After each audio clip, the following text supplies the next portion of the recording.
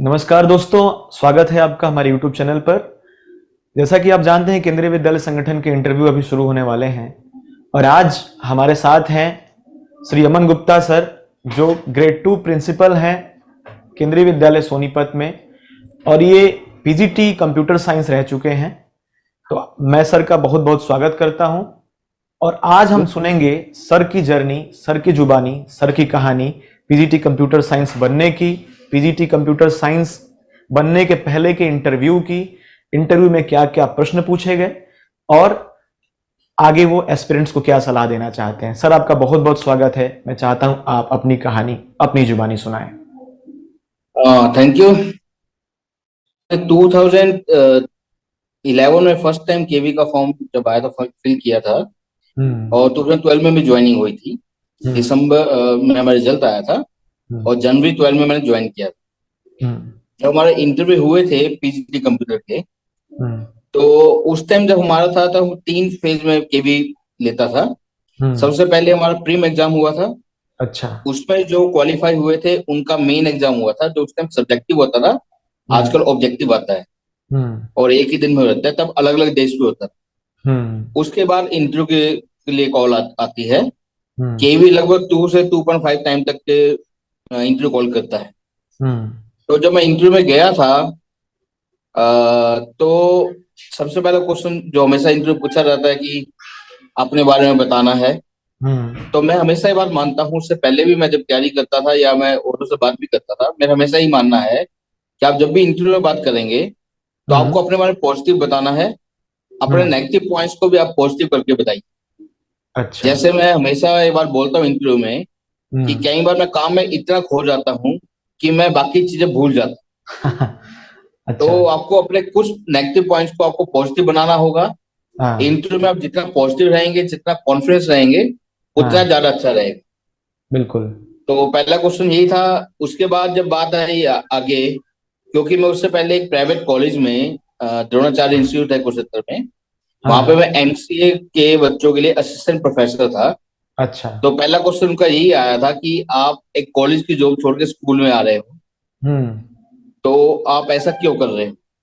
और दूसरा क्वेश्चन उसी के साथ रिलेटेड था कि बच्चों को पढ़ाना अलग होता है, स्कूल में पढ़ाना अलग है, कॉलेज लेवल में, बल्कि मैं पीजी लेवल में पढ़ा रहा था, उनका लेवल अलग होता है, तो आप कैसे पढ़ा पाएंगे।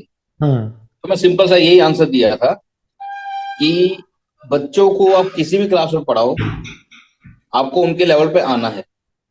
क्या बात क्योंकि है। मैं केवी 2012 में ज्वाइन किया, पर मैं 1996 में जब मैं 12th में था, तब से मैं अपने घर में बच्चों को ट्यूशन पढ़ा रहा हूँ। अरे वाह। वो मैं शुरू भी इसलिए की थी कि जब आप कुछ बच्चों को पढ़ाते हैं तो आपको उसकी एक्स्ट्रा नॉलेज होती है। सही तो बात मैं है। हर लेवल के बच्चों को पढ़ाया है और मैं जानता हूँ कि आपको जब भी कहीं पढ़ाना हो, आपको उस लेवल पे आना ही पड़ेगा। इवन मैं तो प्राइमरी के बच्चों को पढ़ाने में कंफर्टेबल हूँ, क्योंकि मेरे को पता है आपको अपना लेवल कैसे अप एंड डाउन करना है। यही चीज मैं इंटरव्यू में बोली थी कि मैं अपने लेवल को अप एंड डाउन कर सकता हूँ बच्चों के हिसाब से। ठीक। हर एक एज की एक खास रिक्वायरमेंट होती है, आपको उस रिक्वायरमेंट का ध्यान रखना है, उस लेवल का ध्यान रखना है। अगर हम ये सोच के चलेंगे कि बच्चों को ये टॉपिक आता ही होगा, तो हम कभी नहीं पढ़ा पाएंगे, चाहे वो कॉलेज लेवल हो चाहे स्कूल लेवल। अगर मैं ये मान के चलता हूँ बच्चों को नहीं आता और मैं स्क्रैच से शुरू कर रहा हूँ, बेसिक से स्टार्ट कर रहा हूँ, तो किसी लेवल का बच्चा उसको समझ आएगा। फिर उसके बाद सर क्या पूछा गया? उसके बाद सेकंड क्वेश्चन ये था कि आप गवर्नमेंट जॉब में इस जॉब में क्यों आ रहे हैं। तो मैं ये बोल रहा था कि गवर्नमेंट जॉब है, स्टेबिलिटी है, केवीएस का नाम है, मैं भी एक प्राइवेट जॉब में हूँ, जो एमसीए का इंस्टीट्यूट है, तो मैं थोड़ी स्टेबिलिटी के लिए यहाँ पे आना चाहता हूँ। बिल्कुल। उसके बाद ये क्वेश्चन आया था कि जैसे मैं एमसीए था, कि अगर आपका आगे नेट क्वालिफाई हो गया तो आगे आप और जॉब में जा सकते हैं, कॉलेज में जा सकते हैं, या फिर छोड़ देंगे इसको। तो मैंने बताया था कुछ चीजों क्या? में हमें ईमानदारी दिखानी होती है हाँ। कि मैं नेट की प्रिपरेशन कर रहा हूँ हाँ। और मे बी मेरा क्लियर हो जाए। हाँ। और बाय लक मेरा विद इन 6 मंथ 2012 में जो फर्स्ट टाइम ऑब्जेक्टिव नेट हुआ था, तब मेरा हाँ। नेट क्वालिफाई हो गया था। अच्छा। तो मैंने ये बात उनको बड़ी ईमानदारी से बोली थी, हाँ मैं नेट की तैयारी कर रहा हूँ और हो सकता है मैं जॉब को छोड़ दूं, पर हाँ। जब तक मैं यहाँ पे हूँ तब तक मैं पूरी ईमानदारी से रहूंगा और मैं बच्चों को कुछ ना कुछ दे के जाऊँ। और वाह। अगर मैं हाईली क्वालिफाइड हूँ, आपको ऐसा लगता है, या मैं कॉलेज का मेरे को एक्सपीरियंस है, तो बच्चों को एक्स्ट्रा दूंगा, उससे बच्चों को लॉस नहीं हो, बल्कि उनको बेनिफिट हो। तो आपसे एकेडमिक से क्या पूछा गया, सब्जेक्ट से क्या पूछा गया? सब्जेक्ट से कुछ बातें पूछी गई, उसमें एक्चुअली जो सब्जेक्ट एक्सपर्ट थी मैडम थी। हाँ हाँ। नॉर्मली क्या होता है इंटरव्यू में 4 लोग होते हैं, वहां भी 4 जने थे। हाँ। एक तो जो साइकोलॉजिस्ट होते हैं, जो ज्यादा कुछ नहीं बोलते, वो खाली आपको ऑब्जर्व करते हैं। अच्छा। एक प्रिंसिपल थे, एक एक्सपर्ट थी, सब्जेक्ट एक्सपर्ट, और हम्म। एक आई थिंक लैंग्वेज के एक्सपर्ट। अच्छा। तो सब्जेक्ट एक्सपर्ट ने कुछ बातें पूछी थी वे सब्जेक्ट से रिलेटेड। तो हम्म। वो तो सिंपल क्वेश्चन थे, उनके मैंने आंसर दे दिए क्योंकि तैयारी थी। एक बात उन्होंने जरूर पूछी थी कि जैसे हमारे 12th के अंदर प्रोजेक्ट बनता है बच्चों का, हाँ वो क्योंकि जब मेरे टाइम में स्कूल में हमारे कंप्यूटर सब्जेक्ट नहीं होता था। हाँ। मैं 96 में 12th किया, तब तक CS का पेपर नहीं होता था CBSE में। हाँ। कि आपने इसको प्रोजेक्ट नहीं बनाया तो आप इसको कैसे कराओगे, आपको नॉलेज नहीं है इस बात की। तो हम्म। मैंने बता दिया कि हम MCA में भी प्रोजेक्ट बच्चों को करवाते हैं, बल्कि वहां तो हम्म। 6 मंथ का करवाते हैं। तो वो हमारे लिए कोई डिफिकल्ट नहीं है, और बच्चे प्रोजेक्ट खुद ही बनाते हैं, हमने उनको गाइड करना होता है। तो सब्जेक्ट पे कोई ऐसी खास दिक्कत नहीं हुई। आपका एक पॉइंट था जो आपका इंटरव्यू सर हिंदी में चला था कि अंग्रेजी में? इंग्लिश में। इंग्लिश में। एक्चुअली मेरा सब्जेक्ट है कंप्यूटर, और कंप्यूटर हाँ आप हिंदी में पढ़ा नहीं सकते। बिल्कुल। तो वो इंग्लिश में चला था। बाकी लैंग्वेज का मेरे ख्याल से ऐसा कोई क्राइटेरिया नहीं है कि आपको इंग्लिश एंड हिंदी दोनों कोई बोलनी है। वो डिपेंड करता है एक तो आपके सब्जेक्ट के ऊपर, एक आपकी खुद की जो नॉलेज है, आपकी जो पकड़ है आपकी लैंग्वेज के ऊपर। क्योंकि हम्म। अगर मान लो आपकी हिंदी, आपकी इंग्लिश अच्छी नहीं है, और हम्म। वहां पे जाके जबरदस्ती इंग्लिश बोलने की कोशिश करोगे, तो आप उसको हाँ। नहीं बोल पाओगे। तो ऐसा क्राइटेरिया नहीं है, क्योंकि मैं खुद भी जैसे मैं KV में भी रहा हूँ, मैं एज ए प्रिंसिपल भी हूँ। तो मैं खुद भी अपने स्कूल में भी इंटरव्यू कराता हूँ हर साल, और स्कूल में इंटरव्यू के लिए भी गया हूँ। इवन जब मैं PGT था, तब मैं एज ए हाँ। सब्जेक्ट एक्सपर्ट आर्मी स्कूल में 4-5 बार गया था इंटरव्यू लेने, गुवाहाटी के अच्छा। अंदर। हाँ हाँ। तो ऐसा कोई क्राइटेरिया नहीं कि आपको इंग्लिश या हिंदी किसी एक लैंग्वेज में बोलना है। तो मेन बात जैसे यह है कि आप जब भी बात कर रहे हो, कम्युनिकेशन आपका क्लियर होना चाहिए, हम्म। दूसरे को आपकी बात समझ आनी चाहिए, हम्म। और कहीं से भी ऐसा ना लगे कि आप जबरदस्ती दिखावा कर, यानी जैसे आपको सर इंग्लिश नहीं आ रही आप जबरदस्ती बोल रहे हो, या हम्म। आपकी हिंदी नहीं आ रही आप हिंदी में बोलने की कोशिश कर रहे हो, वो वर्ड्स ला रहे हो जिनका आपको खुद ही मीनिंग क्लियर नहीं है। तो ये आपको ध्यान रखना है। इसमें एक आपको बताता हूँ, जैसे मेरे साथ हुआ था। सर एक चीज पूछना था मुझे कि अभी जो है वो इंटरव्यू 30 नंबर का है और डेमो हो गया है, तो इंटरव्यू और डेमो दोनों चलेगा। तो विद्यार्थियों का जो एस्पिरेंट्स हैं उनका सवाल ये है कि इंटरव्यू में क्या पूछा जाएगा और डेमो में क्या किया जाएगा। तो डेमो के लिए जो 11th 12th के जो कोर्सेज हैं उनमें से आप क्या सजेस्ट करना चाहेंगे कि कौन सा टॉपिक लेना है? क्या उनको टॉपिक दिया जाएगा या उन्हें अपने मन से टॉपिक पढ़ाना होगा? डेमो जब पहले भी होता है इंटरव्यू में, हम्म। कई बार हम लोग डेमो के लिए बच्चे को बोल देते हैं पढ़ाने के लिए, कई बार नहीं बोलते, है हाँ ना। पर अब हाँ क्योंकि फिक्स कर दिया है, फिक्स हाँ करने का लॉजिक यही है कि हम चाहते हैं देखना कि जो बच्चा हाँ आ रहा है हाँ उसका कम्युनिकेशन स्किल कैसा है, बोर्ड पे उसका कॉन्फिडेंस कैसा है, और वो हाँ क्लास को कैसे कवर करता है। हाँ। तो टॉपिक इतना इंपॉर्टेंट नहीं है, हम्म। जो आपका तरीका है पढ़ाने का, आपका हम्म। कॉन्फिडेंस है बोर्ड पे जाने का। क्योंकि ठीक। कई बार देखा गया, जब हम लोग खुद भी इंटरव्यू लेते हैं, हम्म। कई बार डेमो बोल दो तो कई बच्चे उसमें घबरा जाते हैं, कई ठीक लोग है। बोर्ड पे नहीं लिख पाते, क्योंकि उनको बोर्ड पे लिखने की सेंस नहीं का तरीका नहीं होता, क्योंकि कई बार उसे यूज नहीं किया होता।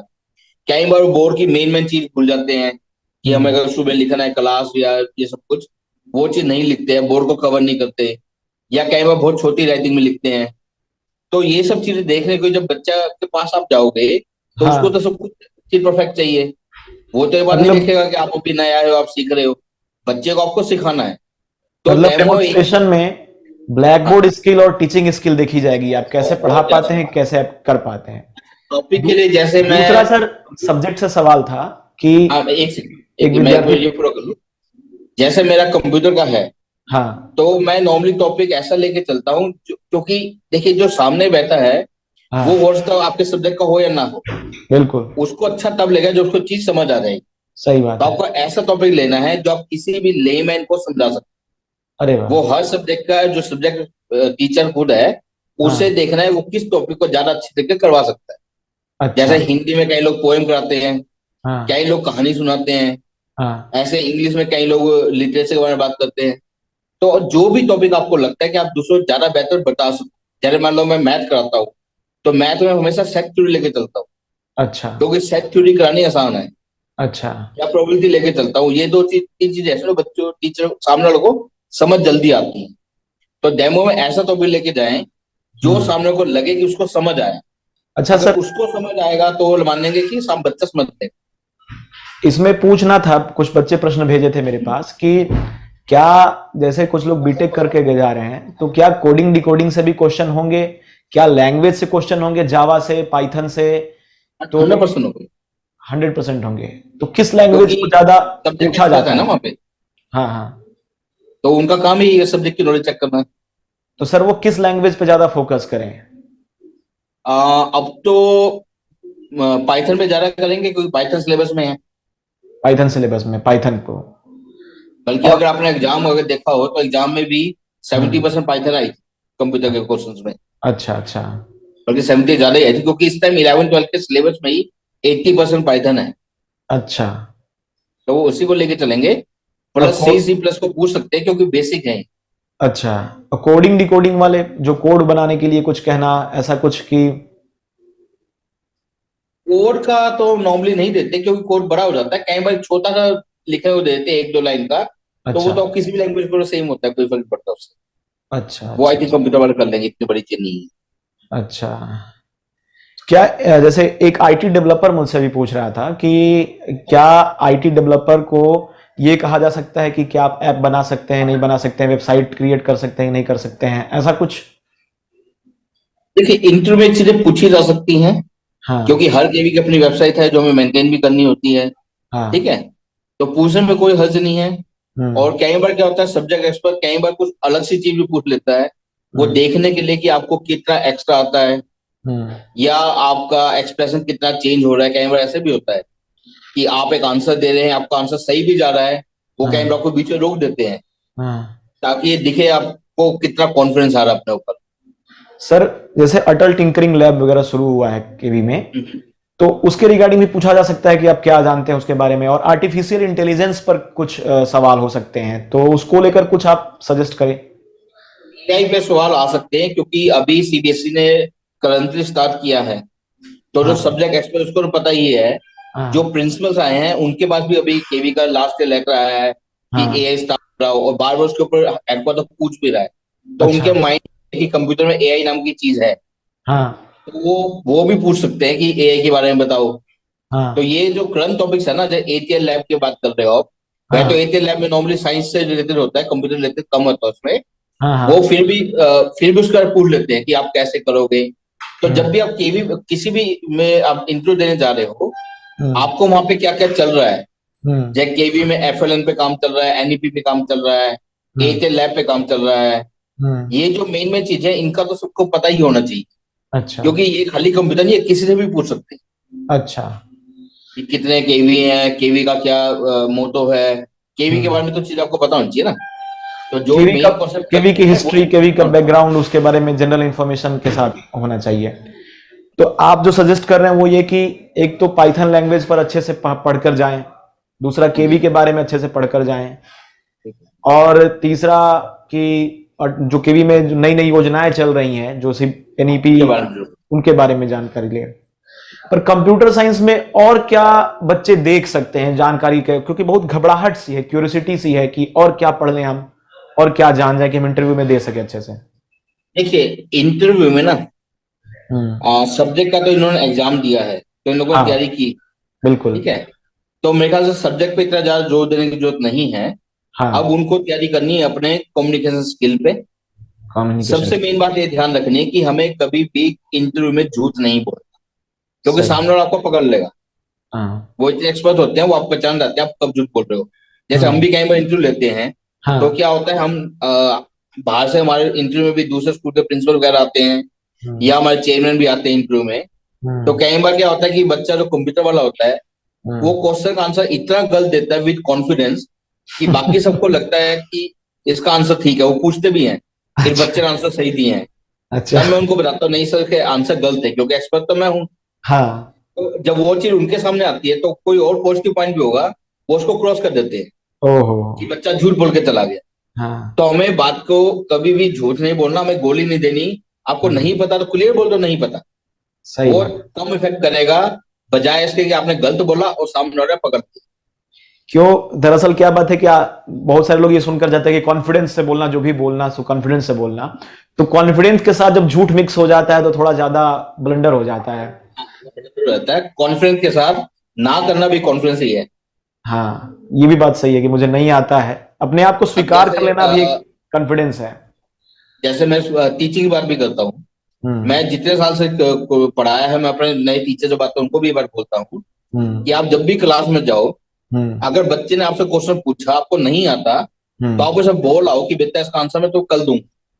बिल्कुल और बिल्कुल। अगले दिन अगर आपने उसको आंसर दे दिया, तो वो हाँ। बच्चा जो इज्जत टीचर करता है, वो कभी ऐसा नहीं हो सकता कि बच्चे को लगे कि टीचर ने हम्म। गलत बोल दिया।